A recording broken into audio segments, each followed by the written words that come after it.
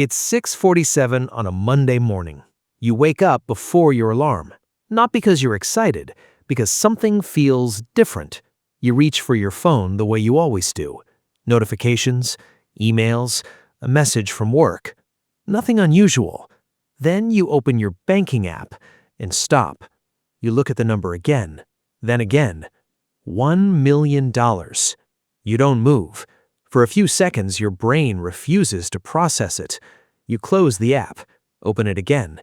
Same number, $1 million. Not your salary, not your net worth on paper. Cash sitting in your account, available, real.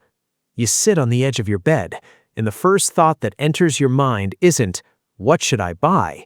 It's, can I trust this? Because you've spent your entire life looking at money from the other direction.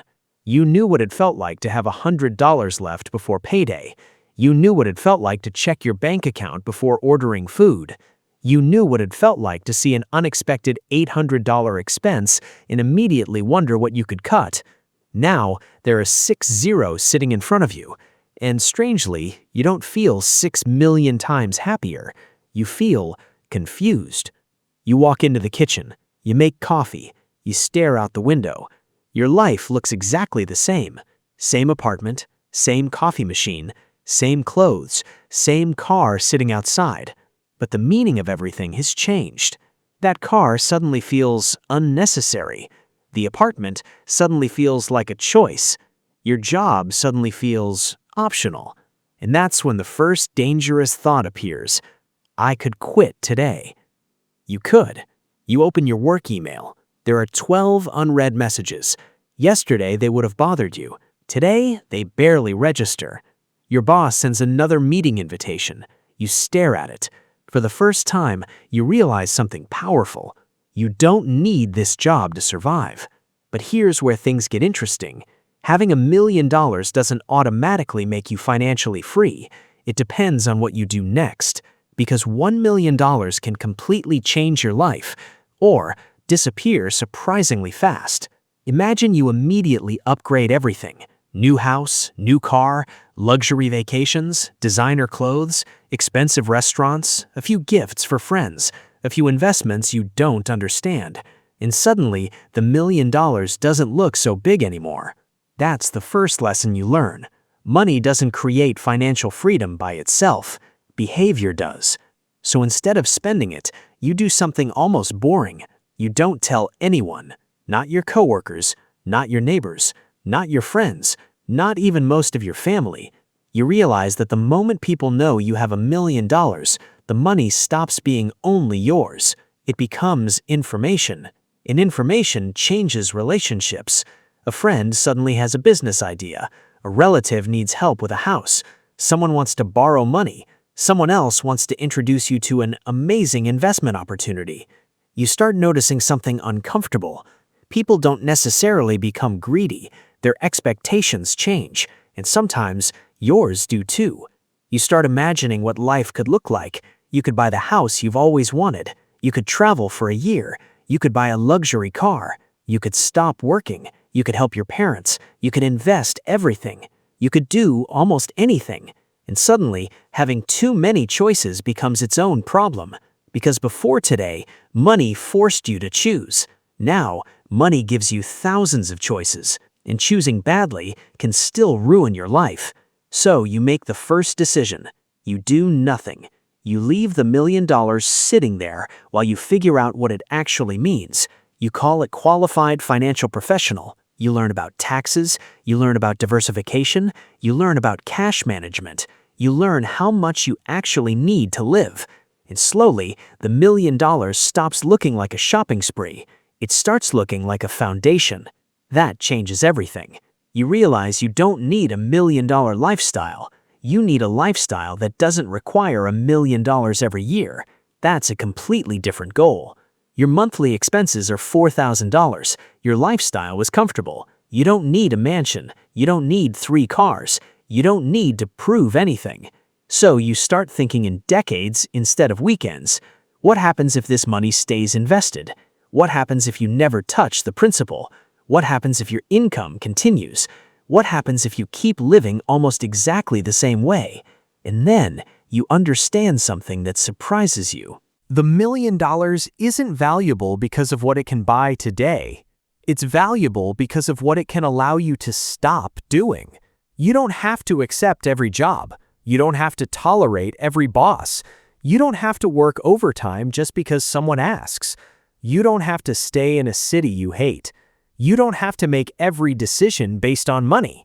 For the first time, money isn't controlling your choices, it's expanding them. But there's another psychological shift. You start realizing that spending money feels different when you know how hard it is to replace. A $5,000 vacation used to sound affordable because you imagined your future salary paying for it. Now you understand that every dollar you spend is a dollar that could have remained invested. You don't become cheap, you become intentional.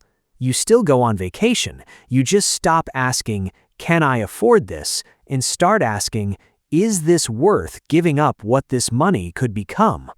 That question follows you everywhere. A $70,000 car, you could buy it, but do you actually want it? A bigger house, you could afford the down payment, but do you want the maintenance, taxes, insurance, and years of higher expenses? A year without working, you could probably do it, but what would you actually do with the time? And this is where becoming wealthy starts changing your identity. You stop wanting things simply because they're expensive. You start wanting things because they're valuable to you. Time becomes valuable. Health becomes valuable. Privacy becomes valuable. Relationships become valuable. Peace becomes valuable. And suddenly, the $1 million isn't making you want more, it's making you want less. Less noise, less stress, less obligation, less pretending. You still go to the same coffee shop, you still drive your ordinary car, you still wear clothes that don't have giant logos. But now, every one of those choices is different. You're no longer living that way because you can't afford something better. You're living that way because you don't need something better. And that's a completely different feeling. A few months pass, your life hasn't changed dramatically from the outside, but internally, everything has changed. Your boss asks if you're interested in taking on another responsibility. You think about it, and then you say no. Not because you're lazy, because you finally understand the value of your time. You could make more money, but you don't need more money as badly as you need your evenings back. You take Friday afternoon off, then another Friday, then a full week, and nobody dies. The world keeps moving. You begin to realize how much of your life was spent believing that you had to keep running. You thought financial freedom meant never working again. Now you understand something more useful. Financial freedom means being able to decide when work is worth doing. That's a much more powerful form of freedom. But the $1 million also changes how you see risk. Before, a $5,000 mistake could hurt badly. Now, a $5,000 mistake is still painful, you just know it won't destroy you. That distinction changes your courage. You start a business you've been thinking about for years, not because you need it to succeed, because you want to see if it can. You invest in learning, you take calculated risks, you walk away from bad opportunities. You stop chasing quick money, because once you have enough, the game changes. You're no longer trying to survive, you're trying to protect and grow what you've built. And that's when another strange thing happens. You become more patient. You don't need every investment to double next year. You don't need every business idea to work. You don't need every decision to produce immediate results. You can wait, and patience becomes one of your greatest financial advantages, because you finally have something most people don't. Time. Time to recover from mistakes. Time to wait for opportunities.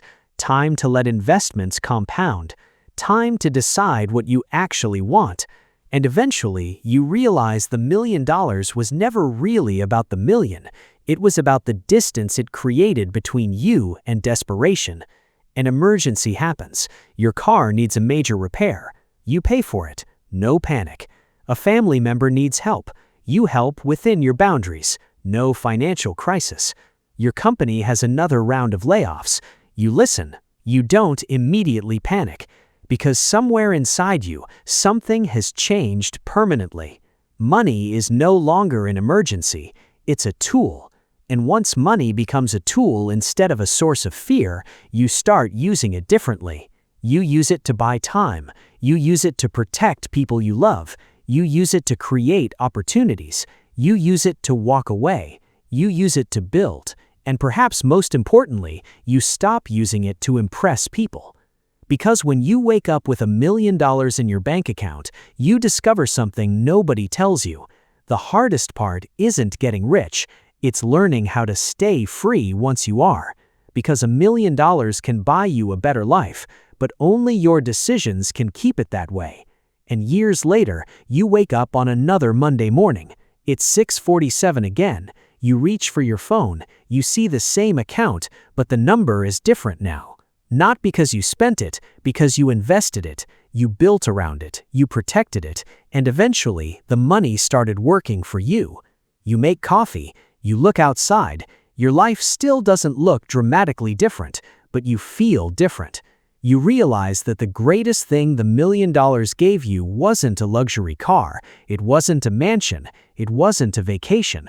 It was the ability to wake up and know that you have choices. And once you have choices, you finally understand what money was supposed to do all along. Not make you look rich, not make other people jealous, not let you buy everything. Just give you enough freedom to decide what your life is worth. And that may be the real meaning of waking up with $1 million in your bank account.